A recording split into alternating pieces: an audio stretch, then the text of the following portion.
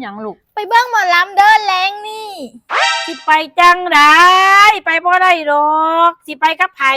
ไปกับพ่อเด้เอาโอ้ข่อยลืมบอกเจ้าเอาสิไปกับพ่อเอาเท่าเจ้าคือสิบ่ชวนข่อยเจ้าคือสิบ่ให้ข่อยไปน้ำสิสวนแม่จังไดน่าฝ่าไปอยู่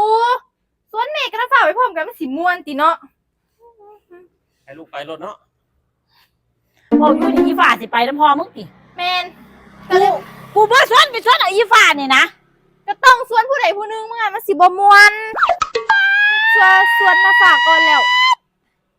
สู้เลี้ยงสิชวนเอาอีฟ้าก่อนกูนี่นะได้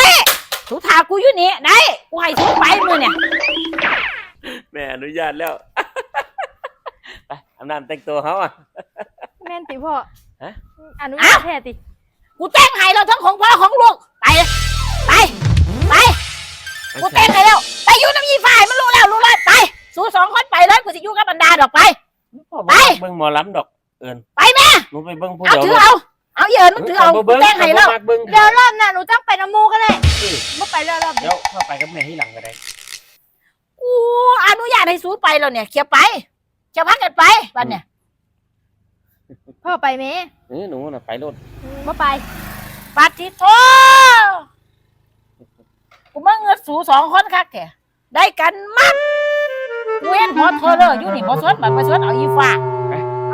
ไปเลยเอาไปเมียนเอาไปเมียนเอิญเอาไปเมียนจะไปเมียนให้เขาเดี๋ยวเขาจะค่อยไปเบิ่งกันก็ได้ดอกเขาสิบ่ไปน้ำกูจะไปเอาผัวเก่ากูไปรถอย่าหาอีฟ้ากับไปกูจะขึ้นหาผัวเก่ากู